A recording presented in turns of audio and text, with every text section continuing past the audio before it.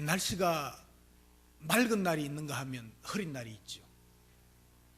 비 오는 날도 있고 바람 부는 날도 있고 가뭄도 있고 또한 장마도 있고 태풍이 일 때가 있고 아주 추울 때가 있고 더울 때가 있습니다.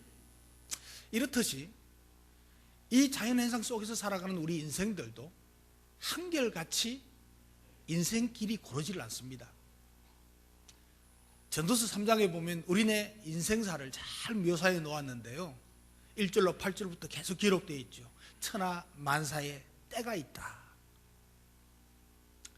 날 때가 있고 죽을 때가 있고, 힘을 때가 있고 거둘 때가 있고, 병들 때가 있고 병 나을 때가 있고 죽을 때가 있고, 세울 때가 있고 허물 때가 있고, 웃을 때가 있는가 하면 눈물 흘릴 때도 있고, 슬퍼할 때도 있고 춤을 출 날도 있다.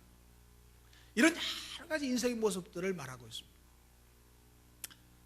이 땅을 살아가는 모든 인생들은 범사에 기한이 있고 그 목적을 이룰 때가 있습니다. 여러분, 우리 평생을 살면서 웃기만 하면서 살면 참 얼마나 좋겠습니까?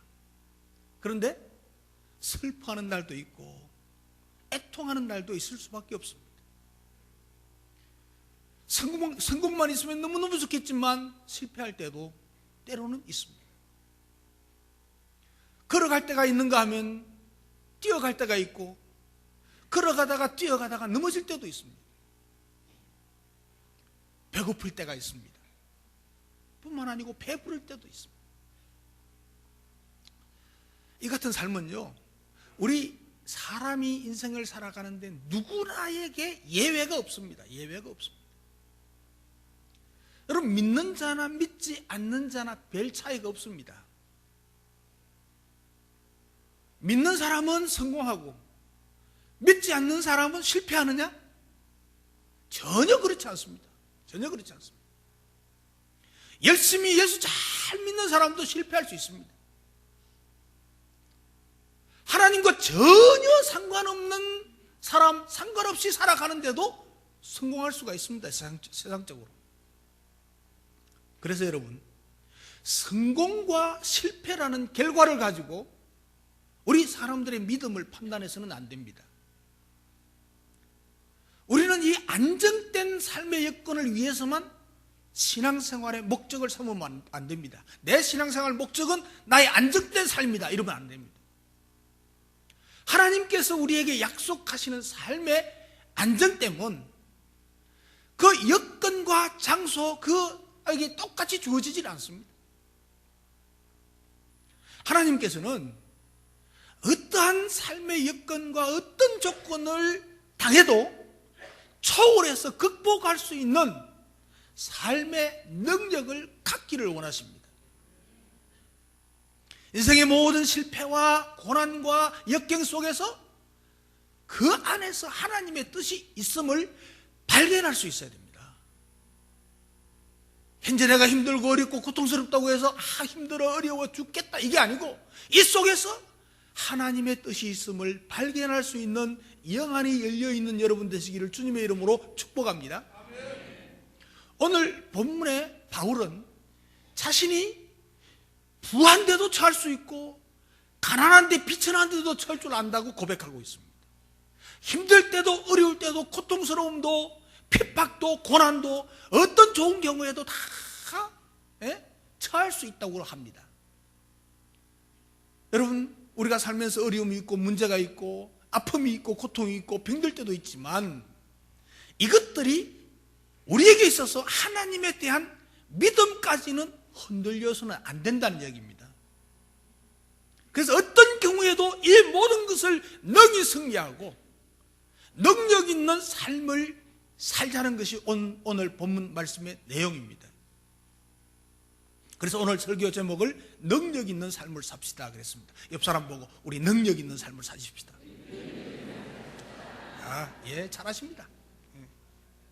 능력 있는 삶을 살려면 어떻게 해야 되느냐? 오늘 본문은 바울은 이렇게 고백합니다. 자족하는 삶을 살아야 된다. 자족하는 삶을 살아야 된다. 11절에 보면 어떠한 행패 형편에서든지 나는 자족하기를 배웠다. 자족하기를 배웠고 자족하는 삶을 사니까 어떤 형편 가운데서도, 지금 감옥에서도 기뻐할 수 있고 평화를 누릴 수가 있다는 것입니다. 오늘 바울처럼 하나님을 믿는 믿음이 어떠한 삶의 여건과 환경 속에서도 굴하지 아니하고 능히 그 모든 것을 극복하고 모든 일에 자족하는 믿음으로 살아가는 저와 여러분 되시기를 주님의 이름으로 축복합니다. 바울은요, 그가 어떤 환경에 있든지 간에 스스로 만족할 수 있는 비밀을 배웠다고 지금 고백하고 있는 겁니다. 저는 이렇게 생각합니다. 스스로 어떤 상황에 처해 있든지 간에 그 상황에서 만족할 수 있다면 그 사람은 이 세상에서 제일 행복한 사람입니다. 지금 어려움에 처해 있더라도 거기에서 내가 만족할 수 있다면 그 사람은 이 세상에서 가장 행복한 사람입니다. 여러분 그렇지 않습니까? 어떤 상황에서든지 간에 남들이 나를 어떻게 보든지 간에 상관하지 않고 내가 만족한다면, 내가 나에 대해서 만족한다면 그것이 행복한 것입니다. 그런데 여러분 이것이 쉽지 않죠. 나도 모르게 불평하고 나도 모르게 원망하고 다른 사람들과 비교하기 쉬운 것이 바로 우리의 인생입니다. 그래서 자신이 행복하다고 생각하면서 사는 사람이 굉장히 적습니다. 그만큼 행복한 사람도 많지 않습니다. 세상에는요, 자신이 불행하다고 생각하는 사람들로 가득 차 있다고 해도 과언이 아닙니다.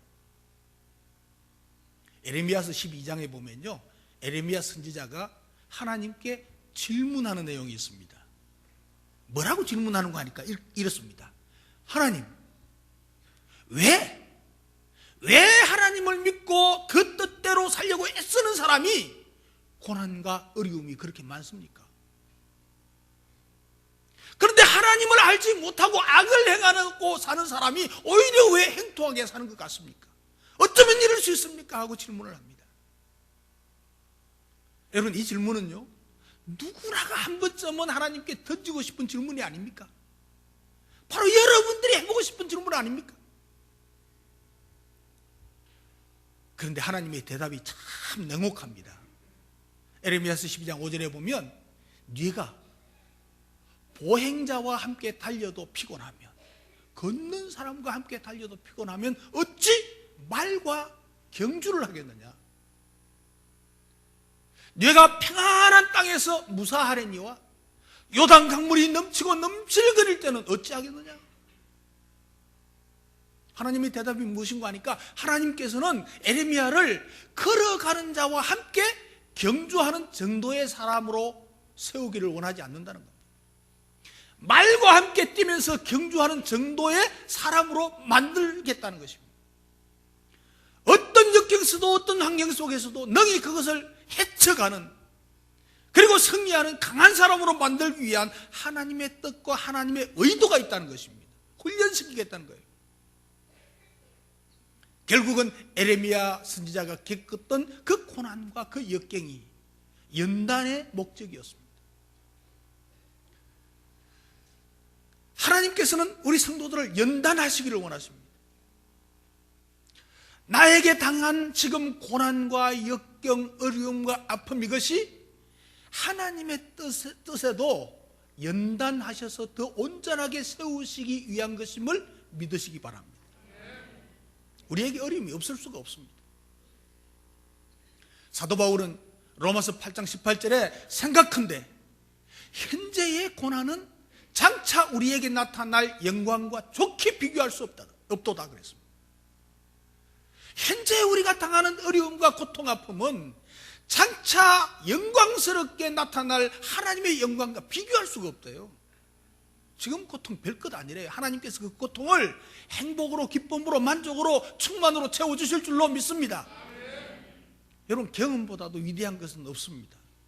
우리가 인생을 살아보면서 아픈 경험, 우는 경험, 고통, 병도 들어보고 다 해야 되는 거예요.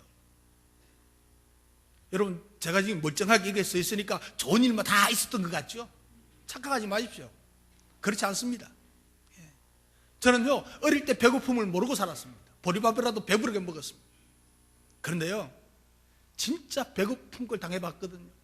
산골 촌놈이요, 서울에 가서 살겠다고 서울에 갔는데 뭐 할 게 있어야죠. 플라스틱 공장에 그 보조로 들어갔습니다. 그런데 아침 6시부터 밤 10시까지 일을 시키는데요, 밥은 세 끼 주긴 주는데 배가 안 차는 거야. 그 젊을 때, 청소년 때 이만큼 먹던 거 말이죠. 조금 주고 마는데 배가 고파서 일을 못 하겠어. 쉬는 시간 되면 이웃의 상점에 가서 이제 적어 놓고 빵 2개씩 먹고 그 배 채웠는데, 월급 받으니까 빵값 주고 나니까 하나도 없어.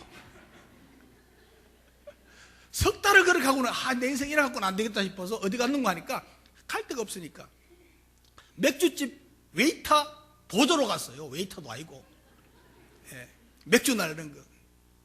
근데 이거는 돈도 안 줘, 월급도 안 줘, 팁만 받아가 살아야 되는데 웨이터에게는 팁을 주는데 보조에게는 팁도 안 줘.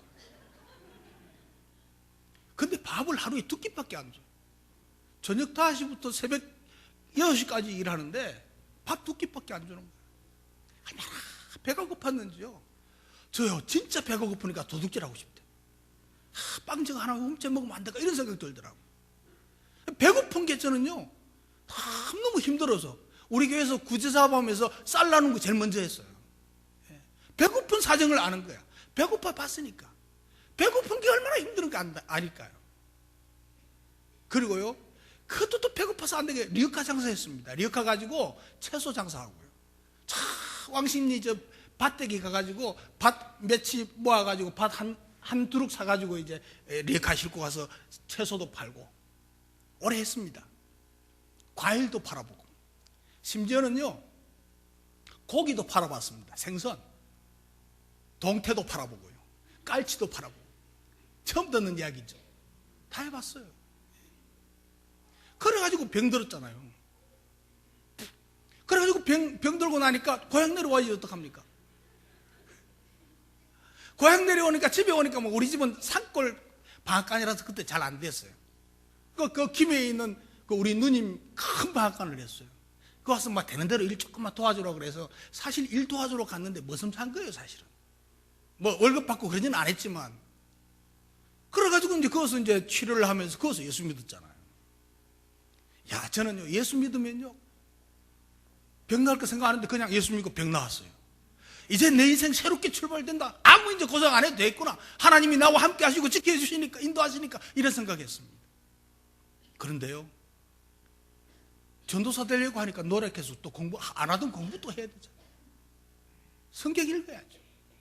저요, 성경 100번도 또 읽었어요. 그리고 성경학교 가니까 또 배고픈 거야, 이게. 성경학교는 너무 가난하니까 보리밥 꼭 보리밥하고 국하고 시래기 국하고 2개만 항상 주는 거예요. 근데 이것도 배가 고픈 거예요, 이게. 그때는 돈이 좀 있었는데도 다른 사람 다 배고프게 사는데 내 혼자 호떡을 못 사 먹겠더라고. 길거리에 가는데 호떡통이 얼마나 먹고 싶은지 말이죠. 입에 침이 꼴깍꼴깍 넘어가는데, 요거 모아가지고 주석책 하나 사야지, 신학책 하나 사야지, 이런 생각밖에 없어요. 신학교 다닐 때도 그랬죠.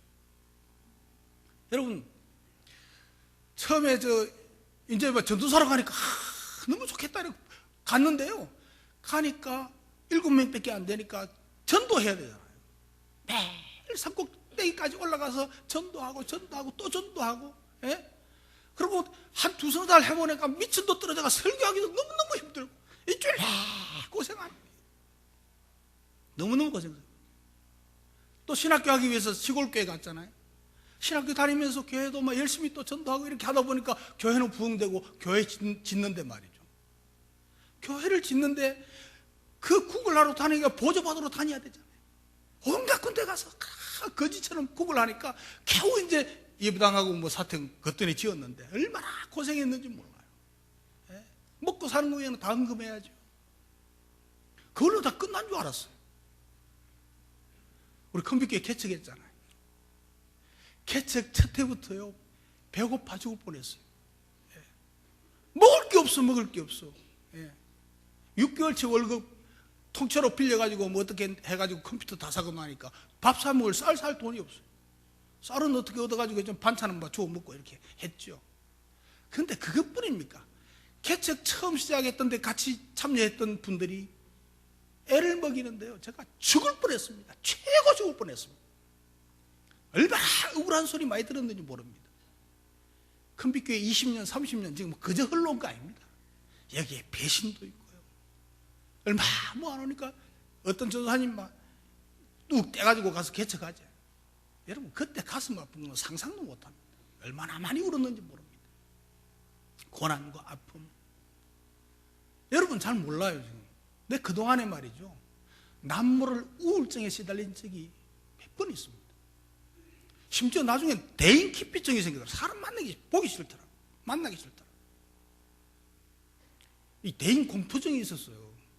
제가 한동안요 여기에 설교하러 서는데 얼마나 두렵고 힘들고 떨리고 막 못하겠는지 죽을 뻔했습니다, 정말. 근데 이렇게 나의 모든 인생길이 평탄한 것만 아니고 고난의 고통과 고난의 고통과 아픔이 계속되는 거예요. 계속되는 거예요.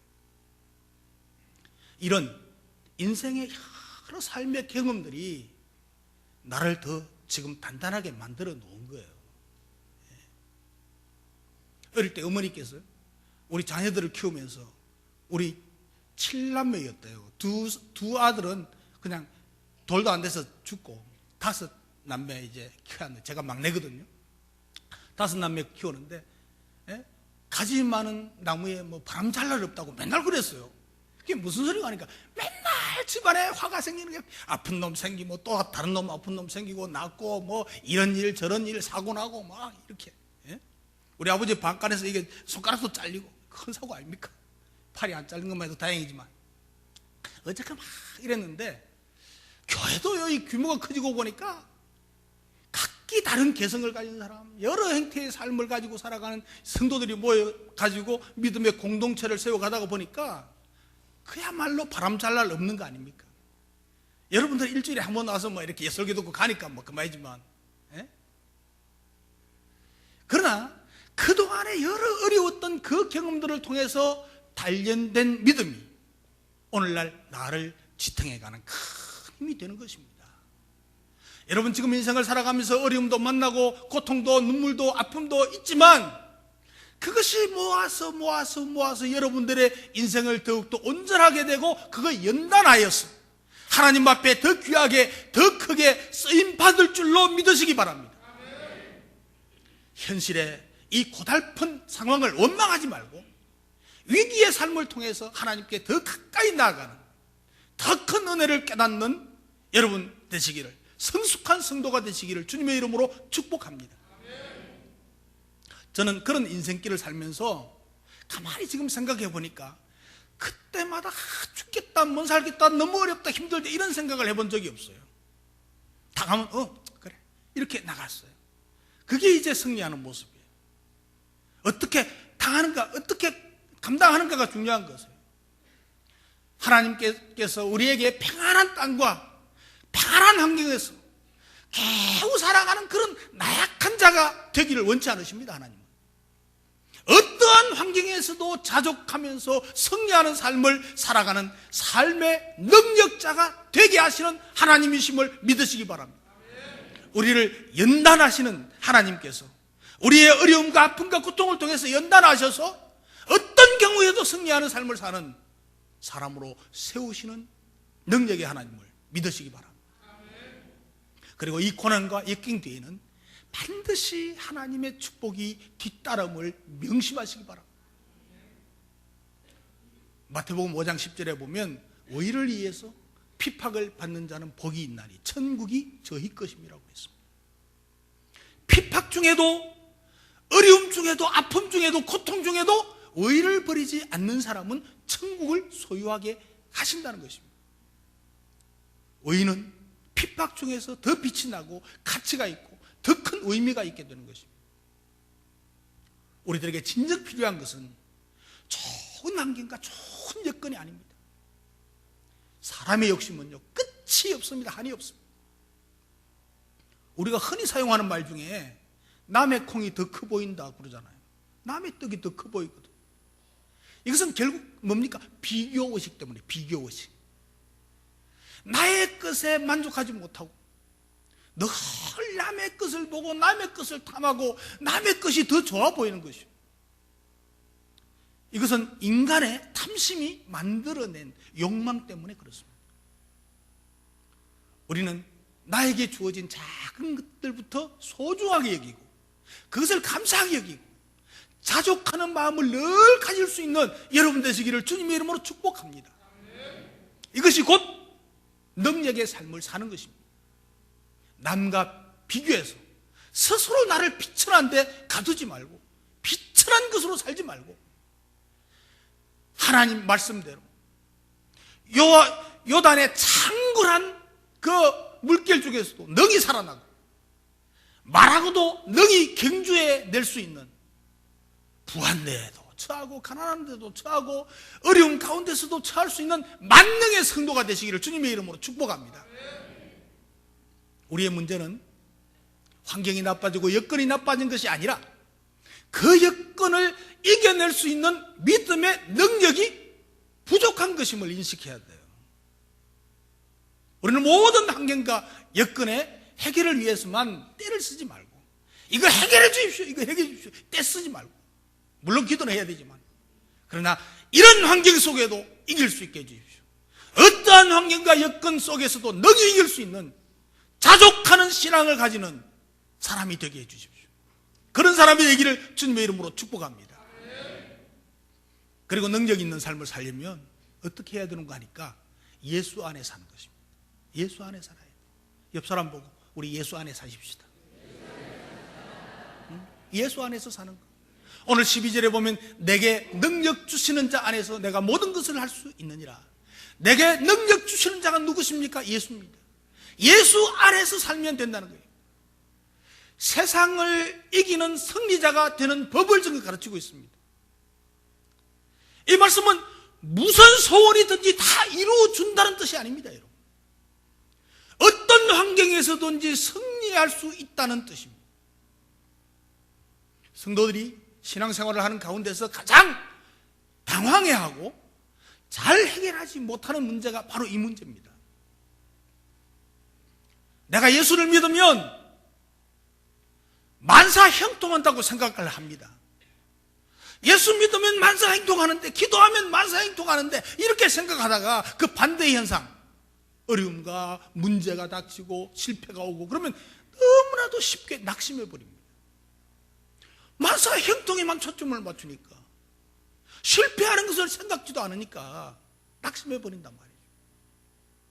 바울에게 있어서 예수 그리스도는 모든 것을 가능하게 하는 삶의 비결이었습니다. 예수 그리스도는 그에게 있어서 삶의 능력을 얻는 원천이 원천. 삶의 능력을 능력 있게 살게 하는 그 삶의 원천이 예수라, 예수. 그래서 능력 있는 삶을 살려면 어떻게 해야 되는 거 하니까 능력을 주시는 예수 안에서 사는 것입니다. 바울이 발견했던 일체의 삶의 비결은 결국 자신이 온전히 그리스도 안에 있는 것이었습니다. 그리스도 안에 있으면 모든 것을 다 할 수 있는 능력의 사람이 되는 거죠. 여러분, 저는 이 말씀을 생각하면서요, 요한복음 15장 7절 말씀이 생각났습니다. 너희가 내 안에 거하고 내 말이 너희 안에 거하면 무엇이든지 원하는 대로 구하라. 그리하면 이루리라. 아멘. 여러분, 뭡니까? 이게 예수 안에. 예수 안에 사는 게 예수 품에 안겨 사는 겁니까? 예수 안에 사는 게 어떻게 하는 겁니까? 예수의 말씀을 내 마음속에 간직하고 예수의 말씀을 내 마음속에 항상 묵상하고 그 예수의 말씀을 지키고 그 예수의 말씀대로 살려고 노력하는 것이 예수 안에 사는 겁니다. 예수 안에 사는 여러분 되시기를 주님의 이름으로 축복합니다. 바울이 발견한 삶의 비결은요, 새삼스러운 것이 아니었습니다. 예수님께서 말씀하신 그 예수님의 말씀을 자기 버전으로 바꾼 겁니다. 자기 버전으로 만든 겁니다. 그리스도의 말씀을 그의 자기의 버전으로 바꾸어서 그의 삶에 적용했던 것입니다. 그래서 그는 예수 안에 살았습니다. 내 힘이 아니고 하나님의 능력으로 살아갈 때 우리는 이 어려움을 극복하고 승리할 줄로 믿습니다. 그렇게 살아야 합니다. 그렇게 살면 가난해도 비굴하지 않고, 도둑질하지 않고요, 부자가 돼도 교만하지 않고, 나쁜 데 쓰지 않게 되고, 하나님이 능력 주셔야 됩니다. 예수 안에 살아야 된다는 말입니다. 성경을 보면요, 우리의 신앙의 선조들이 얼마나 하나님의 능력으로 잘 살았는가를 볼 수가 있습니다. 창세기를 착 펼쳐보면요, 요셉, 야곱, 이삭, 아브라함 이런 사람들이 나오죠. 신앙의 선조들이 어떻게 살았는가 한번 보십시오. 다 이야기할 수 없고, 요셉은요 애굽의 노예로 형제들에게 팔려갔습니다. 근데 거기서 잘 살았습니다. 성경에 보면 하나님께서 그와 함께 하심으로 형통하였더라 그랬습니다. 하나님이 요셉과 함께 하심으로 형통했다. 다시 말하면 요셉은 하나님 안에 살았어. 하나님과 함께 살았어요. 그런데 여러분, 중요한 것은요, 형통하였더라고 했는데 이 형통은요 평탄이 아닙니다. 평안이 아닙니다. 요셉이 형통하게 살았는데 그게 그렇다고 해서 종노릇 안 하고 자유롭게 살았습니까? 종으로 살았습니다. 억울한 누명을 썼습니다. 감옥에도 갔습니다. 그러나 형통했다고 그랬습니다. 하나님께서 붙잡으시고 그 모든 어려움과 아픔과 고통과 억울함을 하나님께서 국무총리로 세우심으로 그에게 연단하게 하고 그를 지키게 했던 거 아닙니까? 그래서 바울은 성경 어디에서도 말이요, 나는 모든 것을 할 수 있습니다 이런 적이 없어요. 나는 모든 것을 할 수 있는 능력이 있습니다 이렇게 말한 적도 없어요. 그렇지도 않아요. 사도 바울이 말한 것은 단 한마디입니다. 내게 능력 주시는 자 안에서 내가 모든 것을 할 수 있다. 예수 안에서 내가 모든 것을 할 수 있다는 거예요. 우리가 바울에게서 배울 것이 바로 이것입니다. 바울은 예수 그리스도의 능력을 찬양하고 있지 않았습니다. 찬양만 하고 있지 않았습니다. 많은 그리스도인들이요 저지르는 오류가 있습니다. 뭐냐고 하니까 예수님은 대단한 분이시야, 그런 하나님의 아들이시니까 그에게는 못할 것이 없어, 못할 일이 없어, 그러면서 예수님을 막 찬양하고 찬송하고 기도하고 난리합니다. 그러면서도 예수님에게 있는 그 능력을 자신의 삶 속에서 적용하지 않는 거예요.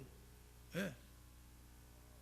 주님이 나와서 멋있게 찬양도 하고 기도도 하고 말씀도 듣고 하는데 그 말씀을 가지고 능력으로 자기의 삶에 적용하고 살지 못한다는 거예요. 사도 바울이 발견한 삶의 일체의 비결은 바로 이것입니다. 그는 예수 그리스도의 능력을 구체적으로 그의 삶에 적용하는 비결을 배운 것입니다. 그게 뭡니까? 그는 평생을 영혼 구원 교회 세우는 선교사에게 헌신했습니다. 주님의 말씀에 순종하고 주님의 뜻을 이루는 그의 삶에 살았습니다. 그러니까 하나님의 능력으로 사는 것이 무엇인가를 경험했습니다. 핍박도 받고 감옥에도 가고 어려움도 당했지만 그러나 그가 가는 곳마다 교회가 세워지고 영혼 구원이 세워지고 하나님의 능력과 기적이 나타나고 옥터가 무너지고 옥문이 열리고 온갖 기적이 다 일어났지 않습니까? 그는 하나님이 기뻐하시는 일에 헌신했습니다. 그것이 주의 능력이 되고 그것이 바로 예수 안에 사는 삶이었습니다. 평생을 주 안에서 주님께 순종하고 그가 기뻐하시는 대로 살면 능력 있는 삶을 살게 될 줄로 믿습니다. 진정한 신앙생활의 보람과 기쁨과 능력과 기적을 누리게 될 줄로 믿습니다. 예수 안에서 자족하는 능력 있는 삶을 사는 저와 여러분 되시기를 주님의 이름으로 축복합니다. 기도하겠습니다.